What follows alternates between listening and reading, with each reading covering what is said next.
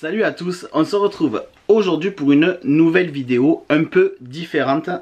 Cette fois-ci, ça sera moins fun, il n'y aura pas de challenge, il n'y aura pas de Disney, il n'y aura pas de haul, voilà. Il y a quand même un Spirit Jersey. Mais cette vidéo me tient particulièrement à cœur parce que je vais parler de l'adoption.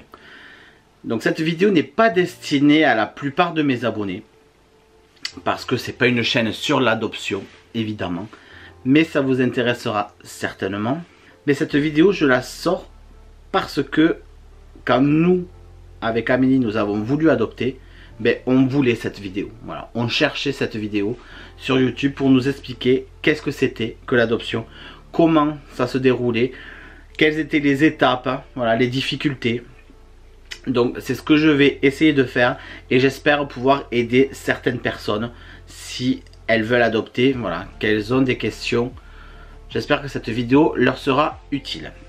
Donc du coup, pour ceux qui ne nous connaîtraient pas, qui ne me connaissent pas, je vais me présenter. Je m'appelle Ninou, voilà, Nicolas, de mon vrai prénom. Et nous avons adopté l'année dernière avec ma femme une petite fille en France. Mais nous sommes passés par tout le parcours du combattant de l'adoption. Et on a réussi à avoir notre petite fille qui va très bien, qui fait la sieste là, donc tout va très très bien pour elle, pour nous aussi. Mais c'est vrai que quand on s'est lancé là-dedans, on s'est lancé un peu dans le vide. Et on ne connaissait personne qui avait adopté. On ne savait pas du tout ce qu'était l'adoption. En France, on en entend beaucoup parler, mais en fait on sait rien du tout. J'avais envie de faire cette vidéo pour vous expliquer notre ressenti, ce que nous on a vécu et comment ça s'est passé et les démarches qu'il vous faut entreprendre pour adopter. Alors, avant de rentrer dans toutes les démarches, il faut quand même savoir qu'il y a deux sortes d'adoption en France. Il y a l'adoption plénière, donc c'est une adoption complète. C'est une adoption irrévocable. Donc l'enfant récupère le nom de famille et la nationalité de ses nouveaux parents, de ses parents adoptants, de ses parents. Et tous les liens avec ses parents biologiques est rompu. Voilà, ça c'est l'adoption plénière. C'est ce que nous avons fait et je vais parler de ça évidemment. Et il y a aussi l'adoption simple qui est révocable. Et l'enfant porte votre nom plus son nom de naissance. Et il conserve ses droits d'héritier dans sa famille d'origine. Voilà, brièvement, les deux sortes d'adoption que nous avons en France. Moi, je vais vous parler uniquement de l'adoption plénière, vu que c'est ce que nous avons fait. Et qui peut adopter en France? Il faut être marié d'au moins 2 ans et avoir plus de 28 ans. Et très important aussi, les couples homosexuels peuvent aussi adopter en France désormais. Donc, bon à savoir aussi, si vous êtes seul, vous pouvez quand même constituer un dossier pour adopter. Vous devez aussi avoir plus de 28 ans. Mais vous devrez faire preuve de persévérance parce que ça risque d'être plus compliqué pour vous en étant seul ou seul. Et juste avant d'attaquer toutes les démarches que nous avons entreprises pour adopter, je voulais juste vous dire qu'il y a environ 5000 enfants qui sont adoptés en France, dont 75% viennent de l'étranger, ce qui ne laisse que 700 enfants par an adoptés en France. Vous pouvez adopter à l'étranger, dans des pays étrangers, en Afrique, en Colombie, je crois qu'il y a en Russie. Voilà, vous pouvez adopter un peu partout dans le monde sous condition, et ça c'est très important parce que c'est sous condition. Et je pense que c'est très contraignant. C'est quelque chose que nous aussi nous n'avons pas fait. Nous avons adopté en France pour que ça soit plus simple. Mais évidemment du coup il y a moins d'enfants. Il n'y en a que 700 par an qui sont adoptés à peu près dans notre département. Et ça fonctionne par département. Je rentrerai plus en détail plus tard. Mais rien que nous dans notre département, là cette année, enfin l'année dernière en 2020, ils étaient contents l'adoption parce qu'ils avaient fait adopter. Ils avaient placé une dizaine, 11, je crois, 10 ou 11 enfants dans l'année, dans le département. Ce qui n'est pas énorme, mais c'est comme ça. Et donc les enfants que vous allez pouvoir adopter en France, ce sont des enfants pupilles de l'État, ce sont des enfants délaissés à la naissance, enfants trouvés, orphelins, enfants dont les parents ont fait l'objet d'un retrait total d'autorité parentale, enfants déclarés abandonnés par le juge, ou alors des enfants déclarés abandonnés par décision de justice suite à un désintérêt de leurs parents depuis plus d'1 an. Donc voilà, ce sont des enfants qui sont nés en France. Donc allez, on en a fini avec tout ça qui est un peu rébarbatif, mais je voulais quand même vous parler de tout ça avant de vous dire ce que nous avons vécu. Alors, pour vous parler de nous, ce que nous avons fait pour adopter, déjà c'est quelque chose c'est une décision qui se fait en couple. Nous avons pris cette décision tous les deux, chacun de notre côté. Et un jour en discutant, on s'est rendu compte qu'en fait, qu'on voulait tous les deux la même chose, c'est-à-dire adopter un enfant. Car nous n'avions pas la possibilité d'avoir d'enfants naturels. Nous avions la possibilité de faire des FIV, mais vu le risque, ça a quand même un risque de faire des FIV. On est quand même passé à l'adoption directement. Donc, comment ça fonctionne? Comment ça marche? Il faut vous rapprocher de l'ASE. L'ASE, c'est l'aide sociale à l'enfance. Et c'est eux qui gèrent les adoptions en France. Donc ce que nous avons fait, nous avons pris rendez-vous pour une réunion. Tout commence par une première réunion, en fait, une réunion en groupe avec plusieurs adoptants, plusieurs parents voulant adopter. Les parents adoptants, c'est ceux qui adoptent et qui ont l'agrément. Nous, à cette époque-là, quand on fait cette réunion, c'est une réunion parce qu'on veut adopter. Voilà, on n'a retiré aucun dossier et on ne sait pas grand-chose d'ailleurs sur l'adoption. Donc on se rend à cette réunion. Réunion qui avait été dirigée par le directeur de l'ASE, du service d'adoption de l'Académie de Montpellier, du département de l'Hérault, là où nous habitons. Et dans cette réunion, qui a duré une bonne heure et demie, il nous explique, voilà le premier mot du directeur, il nous explique qu'il n'y a pas d'enfant. Voilà, il n'y a pas d'enfant à adopter. Si vous voulez un enfant, voilà, ça va être long, ça va être compliqué. Il nous explique que pour avoir droit à l'adoption, il faut d'abord avoir un agrément. Cet agrément, vous l'obtenez au bout de 9 mois, comme une grossesse, à peu près. C'est voilà, pour marquer le coup, sûrement. Mais c'est aussi le temps qu'il faut pour cette réflexion et pour ce travail, pour avoir cet agrément-là et pour que la décision soit prise par l'adoption, par l'ASE. Donc à cette réunion, on apprend donc ce qu'est l'agrément, comment on doit l'obtenir, qu'il n'y a pas d'enfant, voilà.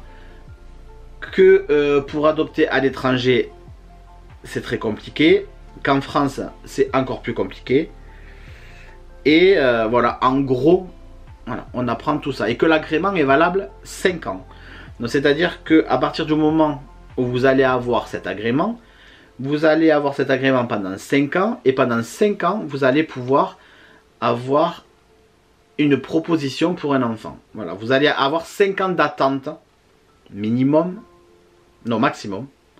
Vous allez avoir 5 ans d'attente pour avoir un enfant. Vous pouvez très bien avoir un enfant au bout d'1 an, au bout de 2 ans, au bout de 5 ans ou au bout de rien du tout.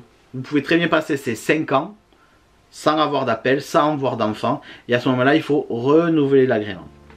Donc voilà ce que nous apprenons à cette réunion. Et à la fin de cette réunion, le directeur de l'ASE nous propose de retirer notre dossier. Autant vous dire que on devait être une vingtaine de couples. Il y en a à peine la moitié qui ont pris les dossiers. En fait, ces réunions, c'est pourquoi? C'est pour vous décourager un peu d'un côté et puis pour voir surtout si vous êtes vraiment prêt à avoir un enfant et si vous êtes prêt à adopter. C'est déjà un tri. C'est déjà pour eux un tri, une façon de trier et de faire, oui, de faire du vide. Ensuite, pendant ces 9 mois pour avoir l'agrément, donc nous, on s'inscrit, on envoie le dossier, on envoie tout. Une fois que tout le dossier est envoyé, à ce moment-là, vous avez 5 entretiens qui vont se dérouler pendant les 9 mois. il va y avoir une assistante sociale et une éducatrice que vous verrez ensemble, que vous verrez 3 fois. La toute première fois, elle viendra chez vous pour voir votre domicile, pour voir votre voilà, où vous vivez, comment éventuellement vous vous préparez à l'arrivée d'un enfant, sans évidemment préparer la chambre ni rien, mais si vous avez envisagé telle chambre, tel truc, voilà. Elles viennent chez vous pour s'imprégner un peu du lieu de vie, et ensuite vous la revoyez 2 fois dans leurs locaux. Et vous voyez aussi 2 fois une psychologue. Voilà, ces 5 rendez-vous là. À partir de ces 5 rendez-vous, vous allez avoir 2 comptes rendus. Un compte rendu fait par la psy et un compte rendu fait par l'éducatrice et l'assistante sociale. Donc une fois que vous avez renvoyé le dossier, que vous avez tout bien fait comme il faut, donc vous avez ces 5 rendez-vous sur les 9 mois qui vont arriver. Mais ce sont des rendez-vous qui sont quand même très compliqués à vivre. Faut être honnête. Parce que vous retracez toute votre vie. Vous retracez tout. Elles veulent tout savoir. Alors je dis elles parce qu'on a eu affaire qu'à des femmes. Mais elles veulent tout savoir de notre enfance. Moi avec Amé, on a eu une enfance avec des parents séparés, des parents divorcés. Donc voilà, il faut tout raconter. Tout. Du début, de tout ce qu'on se souvient, jusqu'à maintenant, jusqu'à ce que notre rencontre avec Amélie, quand on s'est installé, notre vie de couple, et on fait une introspection, vraiment, et on parle de tout ça, et ça chamboule. Ça chamboule parce qu'en fait, comme j'ai dit une fois à un des rendez-vous, j'ai juste dit, je comprends pas. Je n'ai rien fait de mal, je comprends pas quoi. En fait, on se sent jugé, on n'est pas vraiment jugé, on est évalué. C'est différent. Mais je me sentais jugé et je faisais que dire, en fait, le seul truc que j'ai, c'est que je peux pas avoir d'enfant. Voilà, c'est juste ça. Et on a peur de faire mal parce qu'on se dit, c'est elles qui vont faire le rapport. Et si le rapport il est pas bon, parce que c'est elles qui vont faire le rapport, mais elles donnent déjà un avis. Chacune. Donc l'assistante sociale et l'éducatrice donnent un avis favorable ou non. Et la psychologue donne un avis favorable ou non. Avec les 2 rapports, ces 2 rapports vont à un conseil de famille. Je vous en reparle juste après. Mais déjà on a cette pression en fait. Cette pression de dire, voilà, c'est elles en face de nous, qui ne nous connaissent pas, qui vont décider de si oui ou non on va pouvoir avoir un enfant. Donc c'est assez compliqué parce qu'on est partagé entre le sentiment de vouloir se livrer au maximum, ce qu'il faut faire, de vouloir tout dire, de vouloir être vrai et authentique. Et d'un côté on a aussi envie de se protéger un peu et de pas trop en dire, d'être un peu sur la réserve et voilà, de se protéger. Mais voilà, c'est un juste milieu à trouver, sachant que ces personnes sont là pour nous aussi, mais c'est compliqué. C'est honnêtement compliqué. Avec la psychologue, ça a été très compliqué aussi, surtout pour moi. Ça rentrait dans les détails. Je la trouvais vachement incisive à notre première rencontre. Amélie pleurait très souvent dans ces entretiens parce que c'est vraiment émotionnellement parlant, c'est très fort, c'est très dur. Pendant ces entretiens-là, elles font exprès pour vous, pas pour vous pousser à bout, mais c'est pour tester vos limites. Voilà, pour voir jusqu'où vous pouvez aller, pour voir jusqu'où elles peuvent aller. Donc c'est chaud. Franchement c'est chaud. Mais ça se fait. Ça se fait. On les a passés, moi plutôt bien. Il y a juste voilà le premier avec la psy où je me suis un peu braqué. Et ouvertement je lui ai dit que sa façon de parler, ça m'allait pas, que je la trouvais vachement dans le jugement, tout ça. On a mis les choses à plat. Et voilà, elle a su à quoi s'en tenir, moi aussi, et on est reparti. Et ça s'est bien passé. Il ne faut pas hésiter à dire les choses, même si c'est très compliqué, même si voilà, on sait que c'est elles qui vont décider, c'est ces personnes-là qui vont décider de si oui ou non on va pouvoir avoir l'agrément. Mais il ne faut pas hésiter En fait, il faut être vrai, quoi. Et s'il y a quelque chose qui vous plaît pas, il faut le dire. Mettez-y les formes. Voilà, n'allez pas agresser les gens. Parce que là, c'est sûr que vous tirez un trait sur votre adoption, sur votre agrément. Mais voilà, moi j'ai trouvé important de le dire. Parce que j'en avais besoin.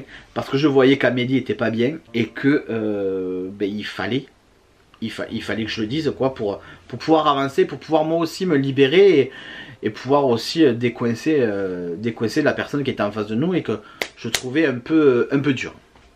Donc voilà pour ces 5 rendez-vous qui se sont passés en moins de 9 mois pour nous, parce qu'il y a eu le confinement, il y a eu tout ça, il y a eu des choses qui se sont passées qui ont raccourci un peu les rendez-vous. Mais ça c'est fait. Ça c'est fait et c'est vrai que il y a une fois, et ça vous arrivera sûrement, je parle à vous qui voulez adopter, ça vous arrivera sûrement malheureusement, mais ne baissez pas les bras. Il y a une fois où on est sorti d'un entretien et on s'est dit avec Amé, c'est mort. C'est mort. Parce que elle nous avait vraiment poussé à bout, elle avait voulu voir nos limites, en l'occurrence les limites d'Amélie, et elles ont été dures. En fait, pour tout vous dire, Amélie pleurait souvent parce que elle est très émotive. Si vous connaissez la chaîne, vous devez le savoir. Elle est très émotive. Et ben là, on parlait de notre futur enfant, de notre future possibilité d'avoir un enfant. Et donc, ben, quand on veut vraiment un enfant, ben, ça touche. Et au départ des entretiens, donc ça, c'était les rendez-vous avec l'assistante sociale et l'éducatrice. Au départ, elle pleurait et elle disait « Ne vous inquiétez pas, allez-y, pleurez. » Parce que ça me disait « Je suis une merde, je suis une merde. » Mais non, allez-y, pleurez, c'est normal, ça vous fait du bien. Voilà. Sauf qu'arrivé au 3e rendez-vous, là, elles font volte-face et elles disent clairement à Amélie « Le jour où vous allez avoir un enfant, il ne vous faut pas pleurer comme ça. C'est pas bien. Il faut que vous arriviez à contrôler vos émotions. Donc, on va essayer de faire un entretien sans pleurer. Voilà. Vous ne devez pas pleurer aujourd'hui. » Donc du coup, ça a mis une grosse pression à Amélie. Elle s'est braquée. Et elle a réussi. Elle a réussi à ne pas pleurer, à faire un entretien. On a fait un entretien, voilà, très bien. Mais en fait, quand on est sorti de là, on est ressorti avec 50 000 questions. On s'est dit, merde, depuis le début, elles nous disent qu'on peut pleurer. Là maintenant, on ne peut plus. Est-ce que du coup, elles nous ont pas menti ? Entre guillemets, non, en fait, elles testaient juste nos limites, elles essayaient juste de voir si c'était possible, voir ma réaction aussi, parce que moi, du coup, je me suis un peu braqué, parce que je voyais qu'elles étaient à fond sur Amélie, donc j'avais bien envie qu'elle la lâche un peu. Et donc, on est sorti de cet entretien-là, on s'est dit, c'est mort, on va pas avoir un avis favorable.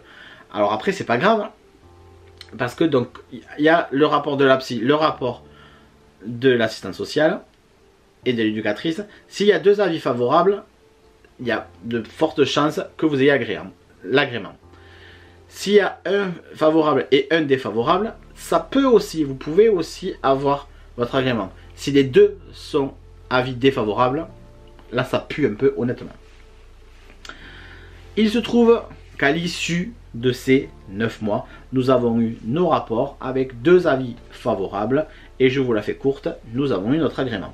Voilà, donc le conseil de famille nous a donné notre agrément. Donc, entre le moment où on a eu la première réunion avec le directeur, où on a retiré notre dossier, et ce moment où on a eu l'agrément, il s'est passé environ 1 an. Il s'est passé environ 1 an. 1 an où on a fait que des dossiers, que des papiers, que des rendez-vous.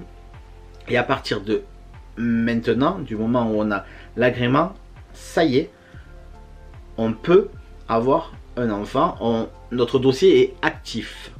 Et à ce moment-là, ils peuvent très bien nous appeler pour nous proposer un enfant. Alors, comment ça se passe?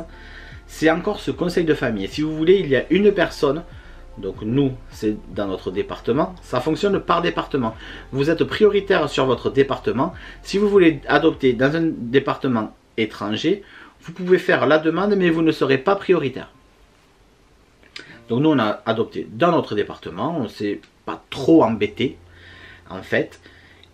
Et il y a une personne, donc une dame en l'occurrence, qui s'occupe donc de nous, de nos dossiers. Je crois que dans le département de l'Hérault, l'année dernière, il y avait quelque chose comme 200 ou 250 dossiers. Voilà. Pour 10 enfants adoptés l'année dernière, vous voyez, ça fait pas beaucoup. Hein. Donc là, comment ça se passe une fois que vous avez l'agrément? En fait, de leur côté, une fois que vous avez l'agrément, en fait, eux, ils réfléchissent dans l'autre sens. Si vous voulez, eux, ils pensent en fonction de l'enfant, uniquement de l'enfant. C'est... voilà, ils ne pensent pas de notre point de vue à nous, ils pensent vraiment du côté de l'enfant, de la protection de l'enfant, le bien-être de l'enfant, ils ne pensent qu'à ça. C'est-à-dire que ils vont avoir un enfant qui va être mis à l'adoption, avec certains traits de caractère, un dossier, un vécu, un historique. Voilà. Ce dossier, oui, cet enfant, va être proposé chez nous, donc à une dame, c'était l'adjointe du directeur de l'ASE, qui elle reçoit cet enfant, ce dossier, et qui doit, parmi les 250 dossiers qu'elle a, elle doit en choisir 3 qui sont potentiellement parfaits pour cet enfant. Ces 3, elle les propose au conseil de famille, le même conseil de famille avec des personnes qui changent, hein, c'est pas un conseil de famille, c'est pas fixe. Ce même conseil de famille va choisir parmi ces 3 la famille, le couple qui va, ou la personne célibataire, s'il y a une personne célibataire, qui va pouvoir adopter cet enfant. En fait, cet enfant va lui être confié. Voilà comment ça se passe. Il y a un enfant à adopter, une personne choisit 3 dossiers de famille et de parents qui sont proposés au conseil de famille, qui eux en choisissent un seul pour réunir l'enfant et la famille, les parents. Donc voilà comment ça se passe. À partir du moment où vous avez l'agrément. Nous avons eu notre agrément et nous avons eu encore une réunion avec cette fameuse personne qui décide des dossiers, qui voit les dossiers, qui gère nos dossiers. Et elle nous explique, tout ça, entre autres, et elle nous explique aussi d'où viennent nos enfants, voilà, les possibilités que nous pouvons avoir, comment ça se fait, non.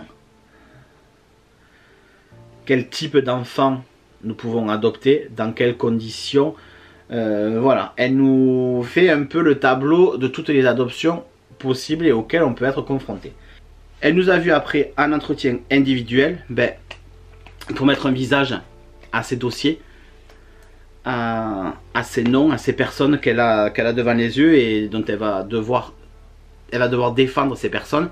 Elle va devoir les proposer au conseil de famille, donc elle a besoin de les voir et de parler un peu avec eux. Donc ça a été assez rapide. Ça a duré peut-être 10 minutes, un quart d'heure.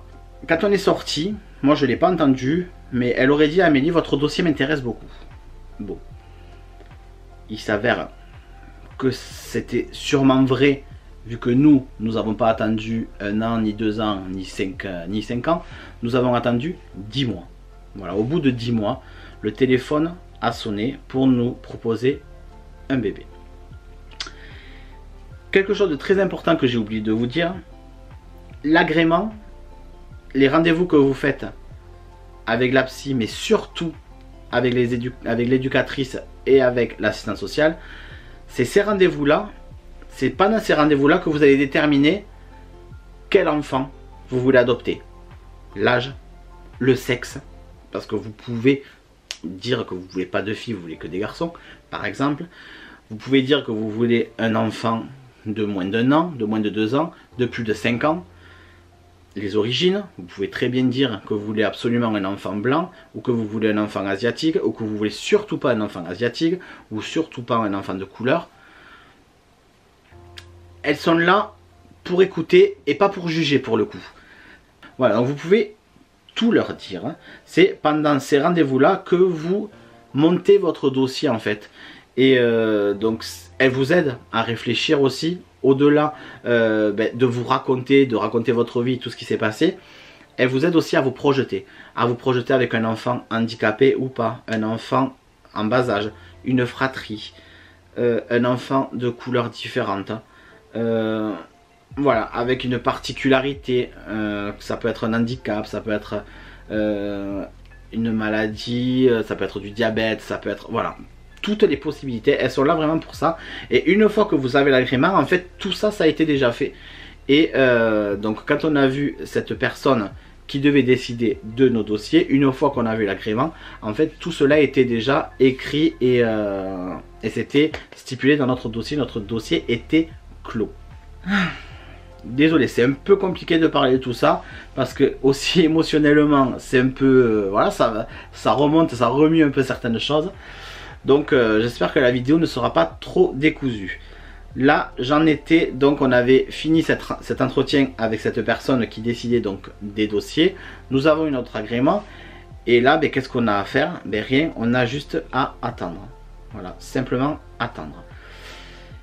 Et un jour, un lundi, voilà, pour être précis, je rentrais du travail, j'avais passé une sale journée avec Amélie. J'ai dit bon allez, viens on se pose, on se mate un Disney. Ma chaîne, les vlogs de Ninou, une chaîne Disney, voilà, c'est cohérent. Et on regarde Merlin la chanteur. Et là, le téléphone sonne. Le téléphone sonne et c'était cette dame qui nous convoquait pour dans 10 jours. Voilà. Et quand on lui dit, oui, pourquoi? Je ne peux pas vous dire. Ah. Est-ce que vous voulez réévaluer notre dossier? Vous voulez faire un point sur notre dossier? Je ne peux pas vous dire. Est-ce que c'est par rapport au confinement? Il y a des choses qui ont changé? Non, c'est pas ça. Je ne peux pas vous dire. Mais ça va vous faire plaisir. Bon, ok, ben, à dans 10 jours. Et là, on raccroche.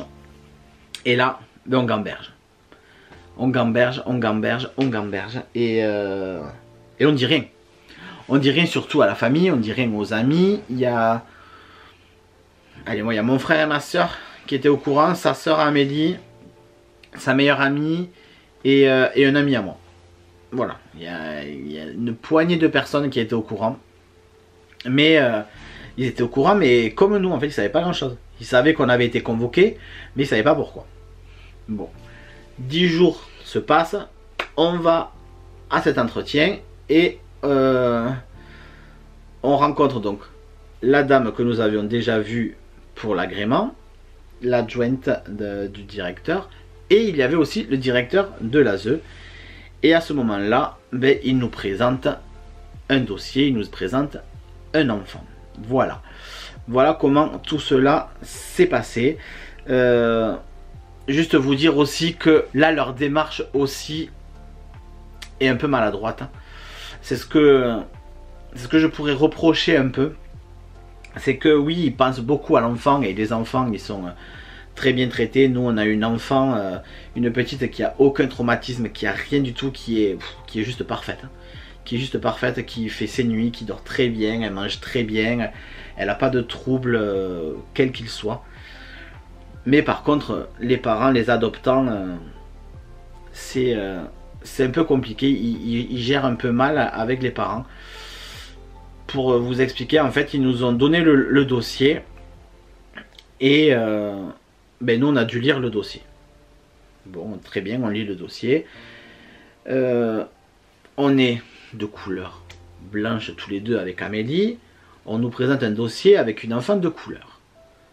On nous dit juste que c'est une enfant noire, mais on ne nous dit pas trop les origines. On n'a pas énormément de détails sur sa couleur de peau réelle, parce que bon, je la connais, c'est ma fille, et je peux vous dire qu'elle n'est pas noire.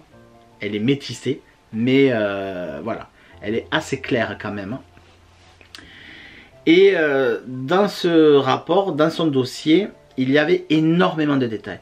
Énormément de détails sur les soins pour sa peau, les soins pour ses cheveux. Enfin, beaucoup de choses qui, moi, m'ont fait paniquer à un moment donné. Et ils n'étaient pas là. Ils n'étaient pas là pour nous aider, pour nous rassurer. Le directeur était parti à ses occupations. Et la dame était à son ordinateur en train de commenter ses mails en plus. Bon. Et moi, j'ai assez mal vécu ce rendez-vous en fait. Autant tout le reste, c'était super bien passé. Mais là je l'ai assez mal vécu parce que c'est compliqué. parce que ça faisait très longtemps qu'on voulait un enfant, que là enfin on nous propose un enfant sur un plateau. Et est-ce qu'on va être capable? Est-ce qu'on va être capable d'assurer cet enfant, de bien l'élever, de l'aimer? Est-ce que cet enfant va nous aimer aussi? Est-ce que là, en l'occurrence, c'est un enfant d'une couleur différente de peau que la nôtre? Est-ce que nous, on va l'accepter? Est-ce que lui aussi va accepter cette couleur différente? Parce que elle a pas la même couleur de peau que nous, mais en fait, nous non plus, nous n'avons pas la même couleur de peau qu'elle. Donc voilà, beaucoup de questions. Est-ce que l'entourage, voilà, est-ce que je vais supporter si un jour à l'école il va y avoir des propos racistes, tout ça? En fait, j'ai toutes ces questions qui m'arrivent dans la tête, des questions qu'on aurait dû se poser déjà avant, mais là maintenant que c'est concret, là en fait je me projette vraiment et je me dis merde, ça y est, elle est là, qu'est-ce qu'on fait? Donc on a eu 2 jours pour souffler, on a eu un autre rendez-vous, et à ce rendez-vous nous avons évidemment dit oui, que nous la prenions, que nous la voulons. De toute façon c'était clair et net, même la dame de l'adoption, elle nous avait dit, quand elle nous donne le dossier, elle me dit voilà, je vous présente votre fille. Donc voilà comment ça s'est passé. Nous sommes allés rencontrer Victoria dans un foyer d'enfants. Voilà, parce qu'elle était en famille d'accueil, mais il fallait un endroit neutre, donc on est allé au foyer de l'enfance. Et nous l'avons rencontré là-bas, nous l'avons vu 3 jours, et au 3e jour, eh bien, Victoria est rentrée avec nous à la maison. Donc c'est assez violent aussi, c'est très rapide, au bout de 3 jours, l'enfant est chez vous. Donc voilà, autant vous dire que tout ce qui est chambre, déco, peinture, lit, les couches, tout ça, on n'avait rien du tout. Donc ça a été la course et ça gâche beaucoup de choses parce qu'on n'a pas le temps de se préparer, on stresse beaucoup, est-ce qu'on va être prêt, est-ce qu'on va tout avoir? Alors qu'en fait on avait juste un cododo et elle dormait avec nous dans la chambre pour le départ. Elle avait du lait, elle avait des couches, elle avait des habits et elle avait de l'amour. Donc voilà, elle s'en foutait complètement que sa chambre soit pas prête, qu'elle n'ait pas de table à manger. On l'a changé sur la table de la salle à manger pendant les 3 premières semaines et ça n'a dérangé personne. Mais voilà, voilà, on aurait aimé avoir un enfant dans des conditions optimales, mais en 3 jours, en continuant à travailler, ce n'est pas possible. Voilà, donc et l'enfant ne ressent rien, c'est pas grave pour lui. Une fois que l'enfant est à la maison, oui parce que c'est pas fini, la vidéo va durer 3 heures, mais une fois que l'enfant est à la maison, il est placé pendant 6 mois. C'est un placement en vue d'adoption qu'on appelle. C'est un placement à l'essai, on va dire, mais c'est pas ça du tout. En fait, c'est juste parce que c'est administratif et c'est des règles, c'est des protocoles qu'il faut suivre. Mais évidemment que l'enfant est à vous une fois qu'il est adopté, une fois que voilà. Mais c'est un placement en vue d'adoption, voilà, c'est de la loi, c'est comme ça, il faut qu'il soit placé pendant 6 mois. Au bout de 6 mois, on a la visite de la puéricultrice qui l'a suivi et la visite d'une psychologue qui l'a suivi aussi, qui nous revoit à nous. Et à ce moment-là, ces 2 personnes font un rapport qui est envoyé encore une fois au conseil de famille, vous suivez, et le conseil de famille décide de l'adoption, de valider l'adoption. Donc voilà, tout cela s'est passé, nous avons validé notre adoption, mais ce n'est toujours pas fini, parce que vous avez après un dossier. Oui, vive la France et vive la France des papiers, parce qu'il faut faire énormément de papiers, mais bon, en même temps, quand vous mettez au monde un enfant, vous faites beaucoup de papiers, vous êtes à la mairie pour le déclarer, pour mettre sur le livret de famille et tout ça, et là, c'est un enfant adopté, donc c'est normal. Mais c'est contraignant, mais il faut le faire.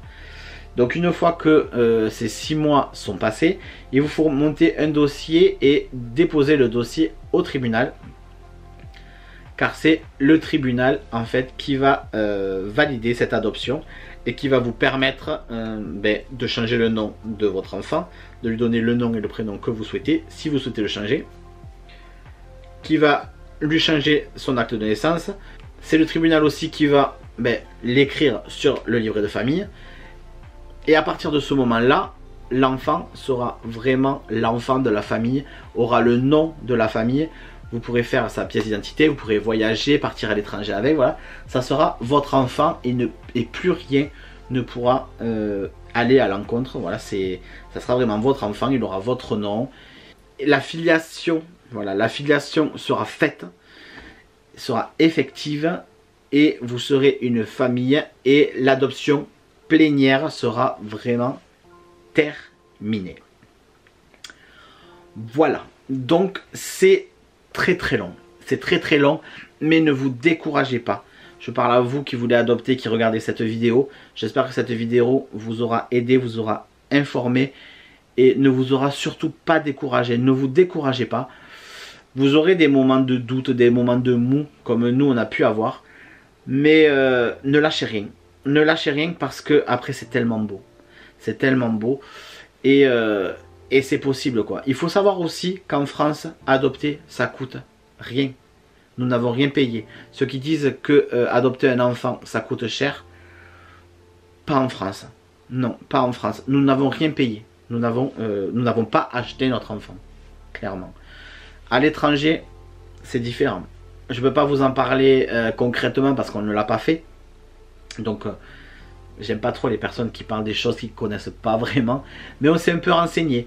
Et on sait que souvent quand vous adoptez, notamment en Thaïlande ou dans des pays d'Afrique noire, vous allez, ou au Vietnam aussi, vous allez adopter peut-être dans un orphelinat. Alors vous n'allez pas l'acheter l'enfant, mais l'orphelinat va vous demander des couches, des habits, il va vous demander une participation à l'orphelinat. Et en fait, c'est ça qui fait que vous allez dépenser des sous. Et après vous devez quand même payer vos autorités, les papiers, parce qu'il faut faire traduire les papiers de naissance, tout ça, donc ça coûte très cher. Et je sais qu'il y a des pays comme la Colombie, tout ça, qui vous demandent de vivre un certain temps dans le pays pour pouvoir adopter. Je crois que c'est la Colombie, hein, mais je suis pas sûr, donc je ne vais pas dire de bêtises. Mais par exemple la Colombie, voilà, ils vous demandent de vivre 3 ou 6 mois en Colombie pour pouvoir adopter. Voilà, vous avez un enfant, mais vous devez rester 6 mois dans le pays et après vous pouvez rentrer chez vous avec l'enfant. Mais comment on fait si on travaille? Enfin voilà, c'est vraiment des conditions assez particulières, assez compliquées aussi, mais qu'on ne connaît pas vraiment, donc je ne vais pas m'étaler plus sur le sujet que ça. Nous on a adopté en France, je pense que la vidéo que je viens de faire est assez complète. En tout cas, si vous avez d'autres questions, n'hésitez pas dans les commentaires. N'hésitez pas, je réponds à tous les commentaires. Ceux qui sont fidèles à la chaîne le savent. Je réponds à tous les commentaires. La moindre question, il n'y a aucun problème. Vous avez aussi mon Instagram sur lequel vous pouvez me contacter si vous avez des questions sur l'adoption, si vous êtes touché par l'adoption. N'hésitez pas, n'hésitez vraiment pas. C'est avec plaisir que je vous informerai, je vous donnerai des coups de main. Parce que c'est une belle chose. Parce que c'est une belle chose. On en a chié. On en a chié. Mais voilà, Victoria est là. Et maintenant, on est qu'heureux. Et on a toute la route devant nous qui est libre. Et c'est l'autoroute du bonheur. Voilà. J'espère que cette vidéo donc, vous aura plu. Désolé tous mes abonnés qui attendent les vidéos du samedi matin. Voilà, désolé, cette vidéo n'était pas très fun, n'était pas très voilà, à l'image de la chaîne, mais ça me tenait à cœur, ça me tenait vraiment à cœur de faire cette vidéo. Donc la semaine prochaine, on se retrouve pour une nouvelle vidéo et allez, je vous le dis, c'est un haul. Voilà, la semaine prochaine, voilà, vous êtes récompensés, c'est un haul. Et si vous aimez les Funko Pop, je vous dis à samedi prochain parce que j'ai jamais eu autant de Funko Pop dans un haul. Je crois que j'en ai une quinzaine. Allez, je les ai là sous les yeux, je vais les compter. J'en ai 10, 15, 16, 18. Voilà. Hein? Allez, et il n'y a pas que ça. Il y aura aussi 2 Spirit Jar. Enfin, plein de choses. Plein de choses. Je vous dis à samedi prochain. À bientôt les amis. Bye bye.